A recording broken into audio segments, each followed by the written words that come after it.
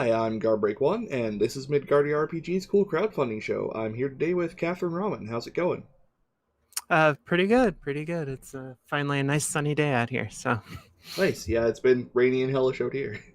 oh, I'm sorry to hear That's how it goes. It beats the snow, honestly. So, that. uh, so your current project is Red Carnations on a Black Grave, right?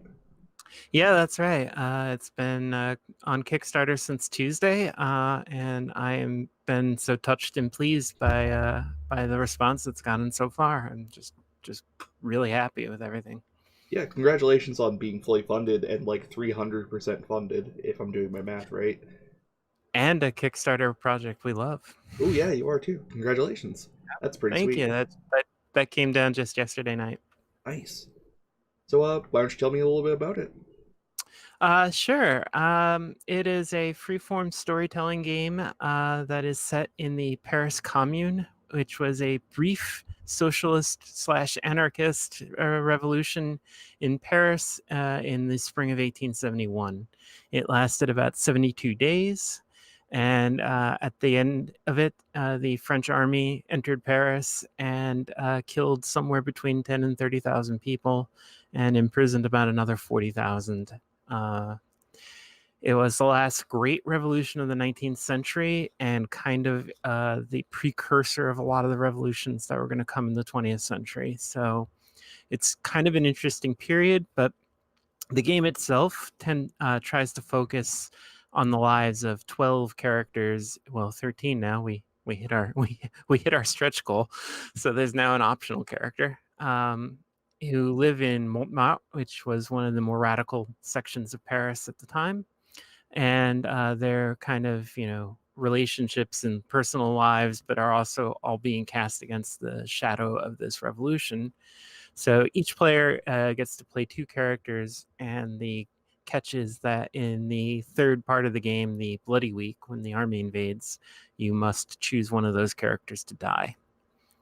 And then after that, there's an epilogue where you need to decide between trying to flee, cooperating with the government in the hope that you'll get a reduced sentence, or remaining defiant and kind of going to trial and shouting your defiance back at them. And then you get to draw a card, and your fate is not fixed. Sometimes bad things happen. There is one card that lets you get away scot free if you run away. So there's that. But revolutionary politics are kind of terrible, and not everybody gets out unscathed. Historically, 10 years after the commune, there was an amnesty, and some people came back and were active in politics, both like in the legislature and standard politics, or in radical activist politics, especially a woman who is a character in the game, Louise Michel, who's kind of the origin story of why I ended up doing this project. That's super cool. That is a period of history that I think is not particularly well known about it. Well known about rather. I certainly hadn't heard of it before looking up this project. Yeah, very. It's really not well known, and there was kind of an active project of forgetting it for a long time. It was like for example, I in the spring I was reading Henry James's The Portrait of a Lady, which is set right around this period of time, and people go to Paris and there's no mention of the fact that hey, there was this bloody revolution and a lot of people died and big parts of the city were burnt out, and it was kind of like that all throughout history.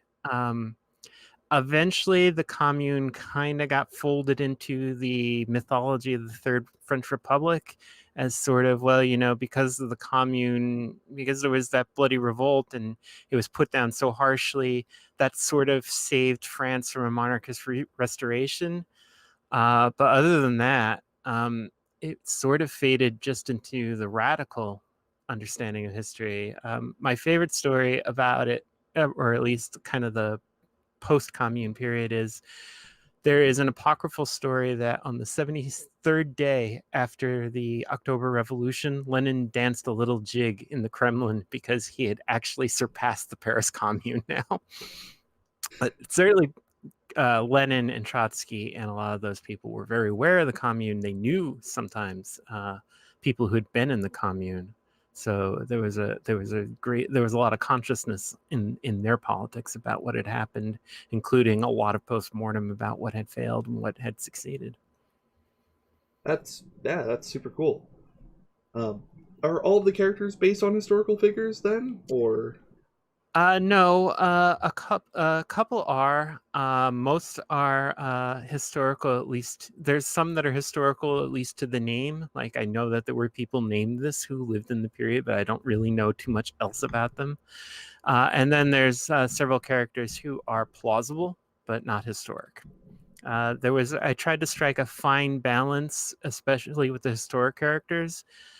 Like the reason why Louise Michel made the cut initially above Elizabeth Dmitriev is because Louise Michel is kind of perfect if you want to write your own story, because she was very important in the commune and very important after the commune, but she actually didn't like have her name on a lot of things while she was in the commune. I mean, she was very active and very important on a bunch of different committees, but not quite like in an official capacity. So she was actually really excellent as a character because there's a lot of looseness around her history you can write.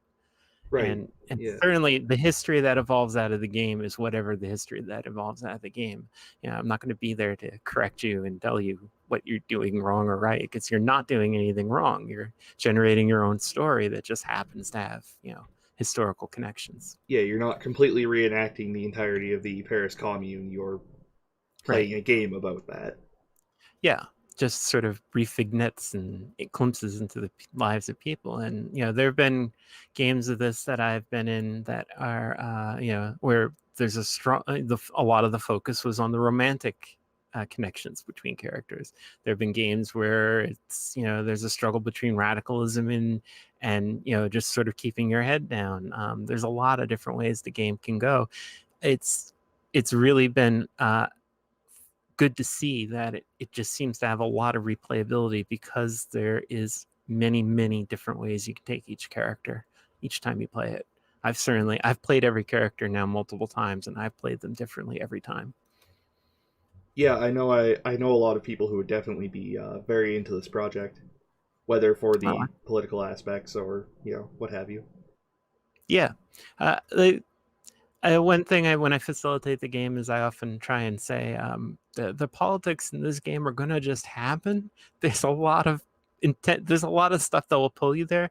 So the game tends to work better if people just start from their characters and then interact with the politics. And it's also a little bit more realistic because when you play the game, you may know that half the characters are doomed, but they didn't know that. And it's interesting how sometimes that develops. There's some games where I can see some people are like clearly they're lining one of their characters up on the doom track. They're going to make a story about how that ends up happening.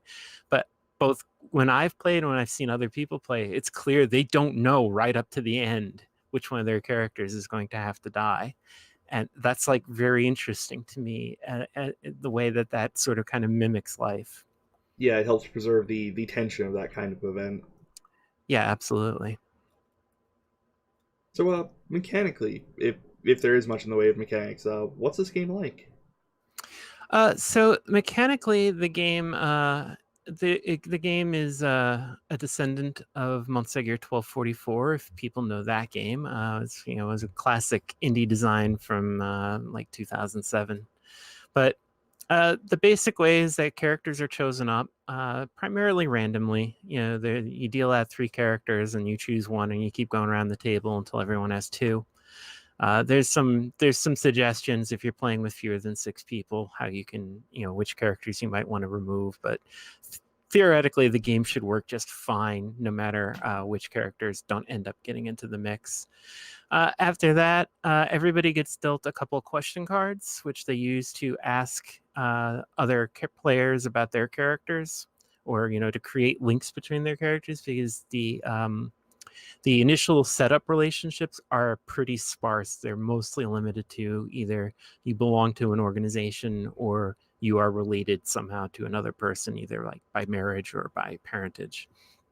There is one explicitly queer relationship that's written into the game because that kind of thing happened, and there are questions that can go lots of different ways. There's questions of one question is about who are you in love with, and do they return your affections, and there's no restriction as to how that should play out.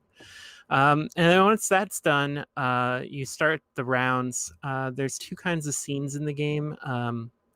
The beginning of the game has what I've been calling the montage, which is everybody gets to go around the table. You go around the table twice, and you give a kind of like 3-4 sentence, like under 5 minute, no dialogue impression of where your character is on the first day of the Commune, which was when the French army tried to seize cannons that belonged to the militia and ended up being turned back by a crowd of citizens. And then you have a kind of standard sort of super indie free form. Everybody takes turn. You set a scene, say where it is and who else is in the scene. And there are cards that come out that we've been calling the inspiration deck. They are based about 90% on posters that were actually on the walls of Paris during the Paris Commune. But Nice. they're a way that you can get some history into the game because you can use them to base a scene on. You're never required to use a card. I've had games where nobody used the cards. I had one game where I was like, are we going to run out of cards? Because people use them for every scene. But it's a nice way to get a little more history into the game without it being like you have to learn all these things. And there's also short historical readings at the beginning of each round where, just they're super short, but they sort of set the scene like this is what is happening now. First we start with everything is going great and we can't believe we have this revolution, and then there's we lose a battle, and then it's the French army is coming and they're shooting people right and left. So that's about it. I mean, there's rules and there's notes in the text about how to play it, and one of the things that there will be in the final text, we're still working on it, is some help about dealing with the kind of intense emotions that occasionally come up, and like how to deal with some of the traumatic things that can happen in the game and the ways to do that safely, and probably some de-rolling exercises because I've had games where that was necessary at the end. What's a de-rolling exercise? So it's something you see a lot more kind of in LARPs, especially like the more like when you get into like Nordic LARP and some of the more intensive kind of LARPs. But it's a way to kind of get yourself back out of your character's head, because some games and some LARPs will cause you to intensely identify with a character, and you get what is usually called bleed, which means either you're experiencing your character's emotions or your character is experiencing your emotions. And sometimes that can get really intense, and to do it safely requires you to take a little care and make sure that you can find a way to come back out and leave some of the things that have happened in the game.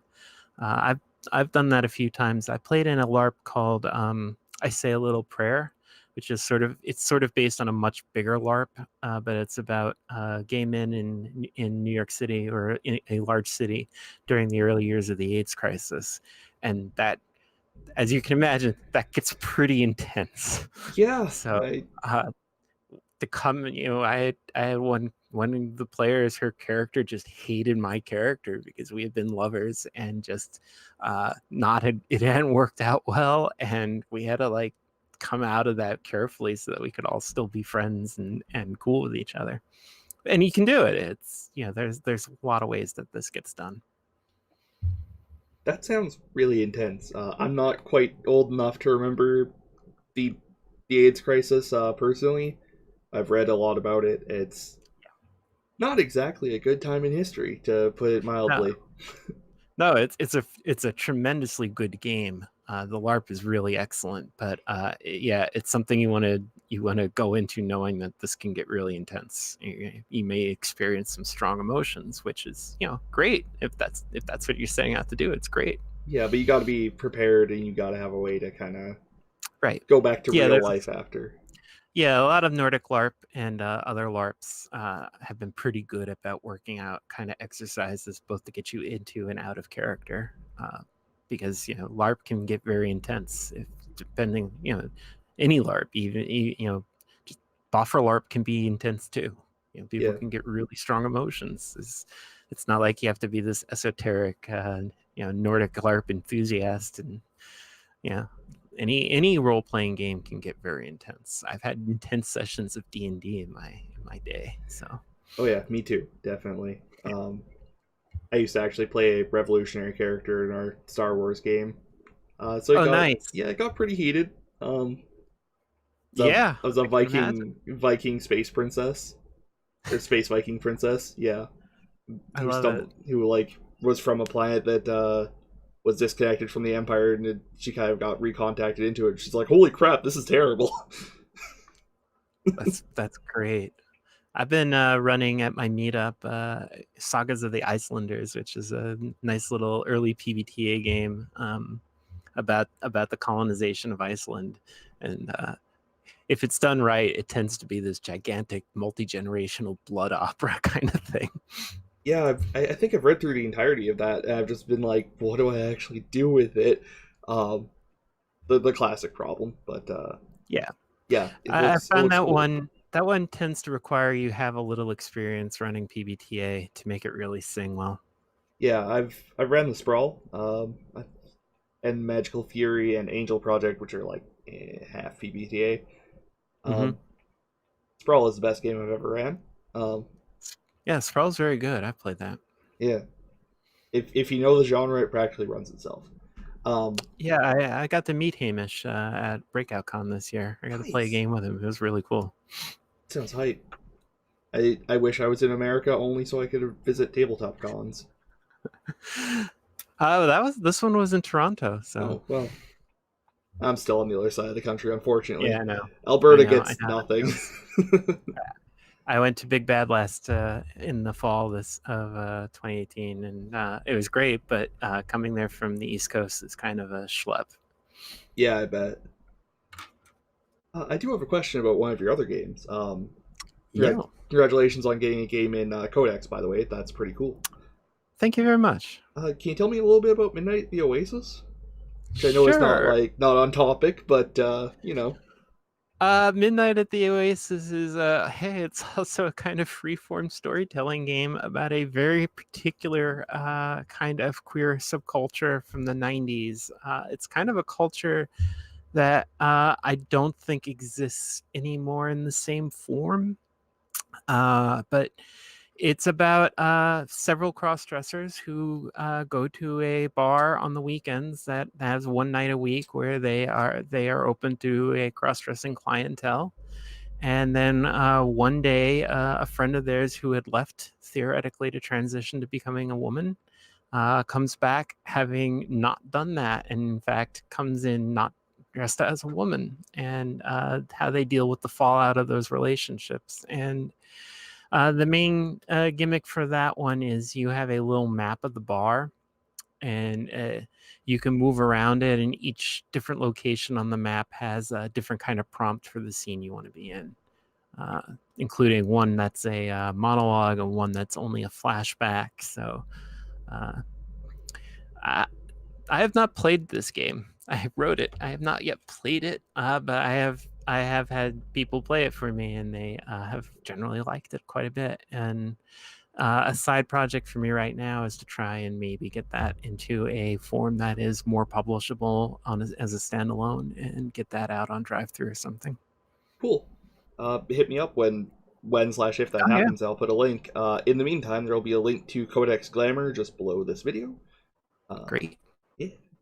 There were a lot of good things in that episode too, including vampire David Bowie for Gumshoe. It was actually really a lot. That was a lot of fun.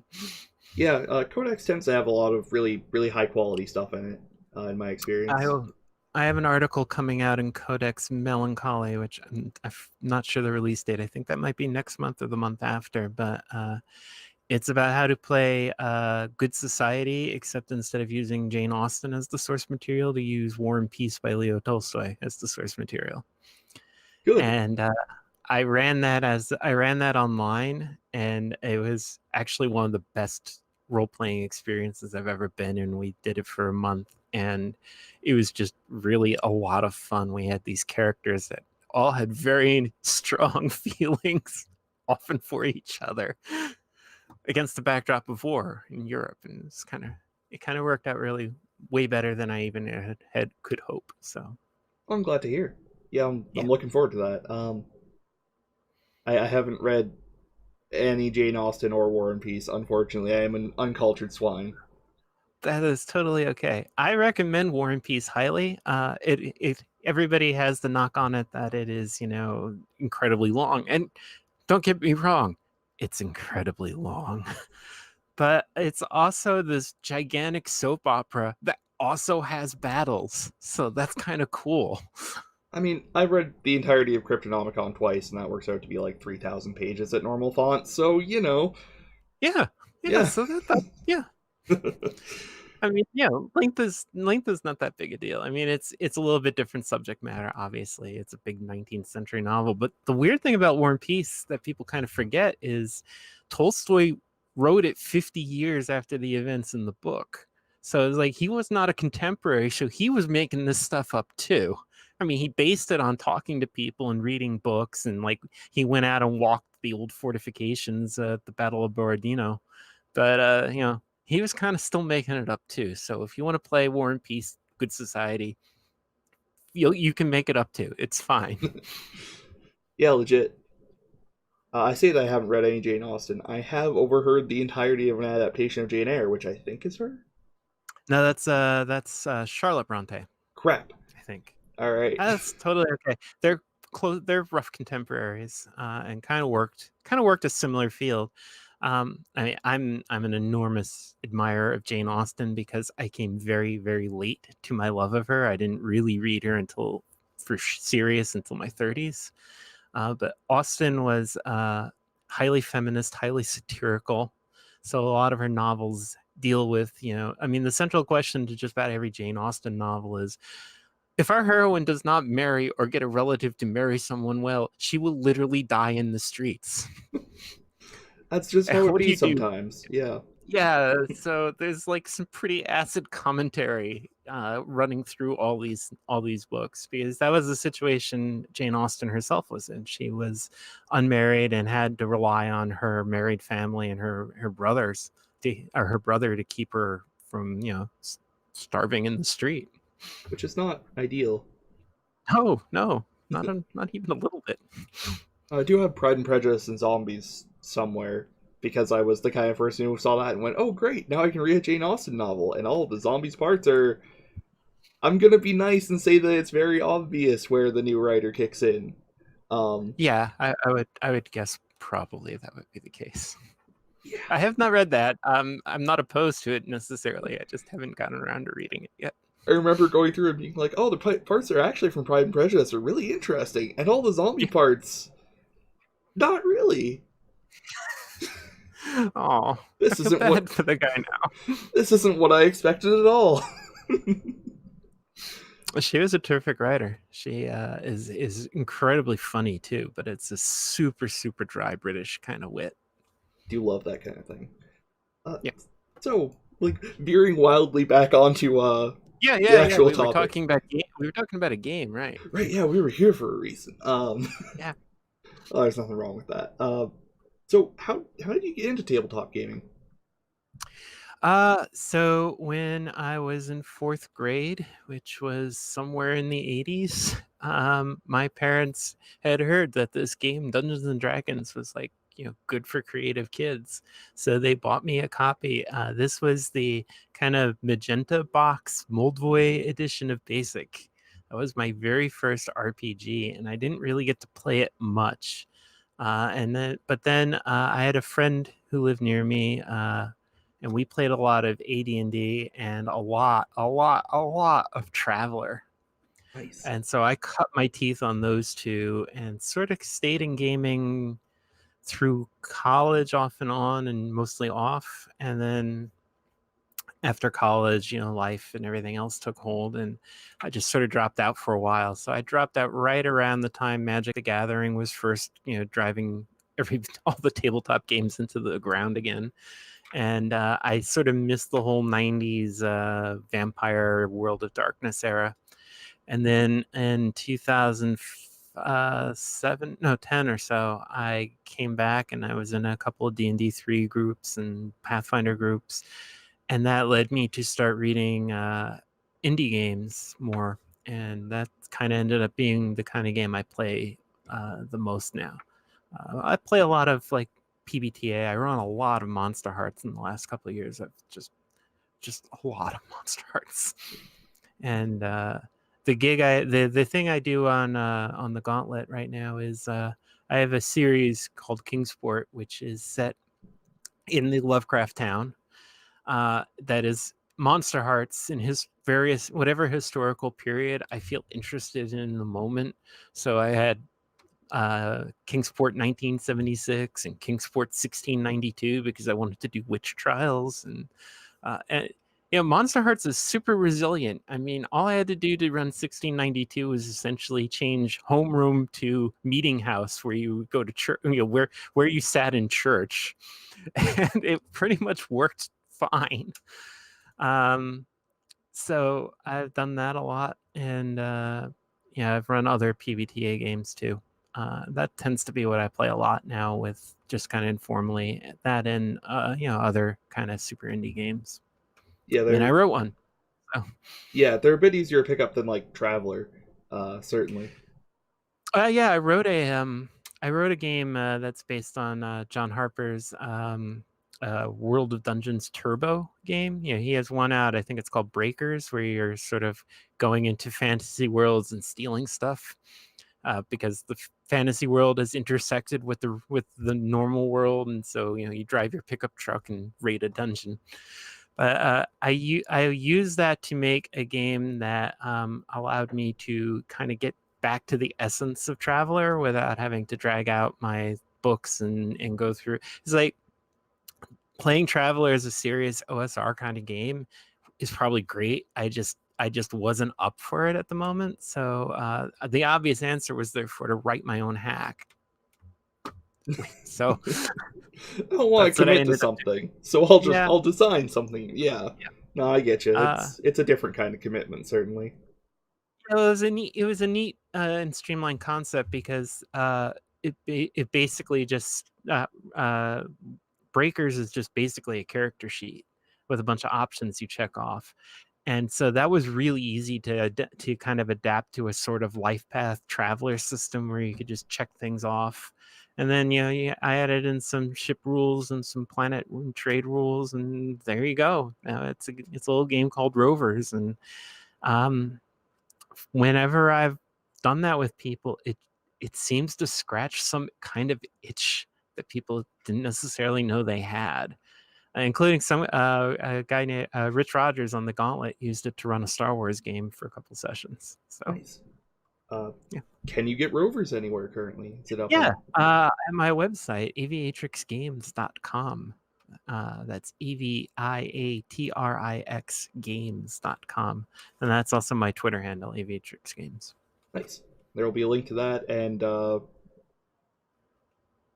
I forgot the name of your Monster Hearts game already. I'm sorry. Oh yeah, Forts The Kingsport game. Yeah, that's on my Kingsford. YouTube channel. And if you backed Gauntlet Codex Volume 1, the big printed edition, that I have one of the electronic stretch goals is an article I wrote about how to run your own Kingsport game if you want to. Like, Nice. the nice thing about it is it's become this sort of shared mythology, because I've had so many different players come in, but they start to pick up things from other games. So like there's families now that we've seen the through line in all different time periods. So that's kind of interesting that there's a growing and evolving shared mythology around the game. Oh, I love that kind of stuff. Yeah, I will. it's really I'll have to check that out. I've got like a 4 hour plane ride coming up, so yeah. Oh, hey, there you Yeah. go. All right. Anything else you want to talk about while you're here? That should be easy. That's like supposed to be the easy question. I It's mean, really not. I know it's a yeah, stumbling block for a lot of people. I've been super happy with how the Kickstarter is going. I hope it continues to draw well, and we have a bunch of cool things to come, including, we're at the point where I'm probably going to be able to get you the product in the way I want it to come out, which will be a pretty nice addition, I think. And uh, well, you can find you if you were interested in red carnations. We have a couple of actual plays currently running. One on One Shot and one on She's a Super Geek. And I think they were both pretty good games with a lot of drama and fun and emotions. And yeah, that's kind of where I am right now. It's kind of crazy. It's just everything has been a whirl this week. So.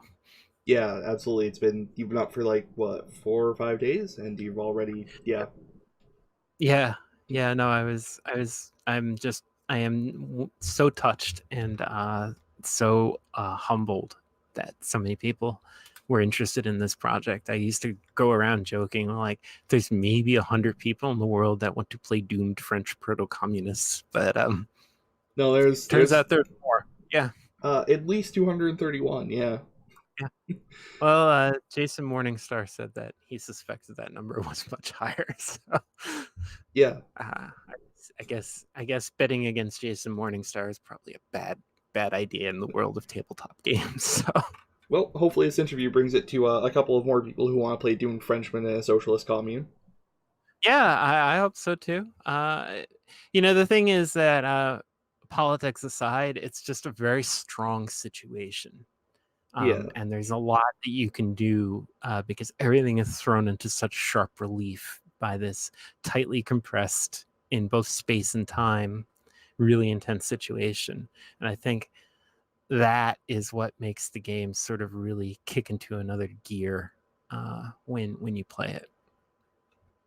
absolutely. Yeah. Well, thank you for coming on. This has been great. Thank you. It's a real pleasure to talk with you today. Yeah, and you as well. Thank Red you. Red Carnations on Black Grave. It's live on Kickstarter as of this recording. Links are below. If you want to support this show, links to our Patreon are also below. And yeah, again, thanks again for coming on. Thank you. Have a good night, everybody.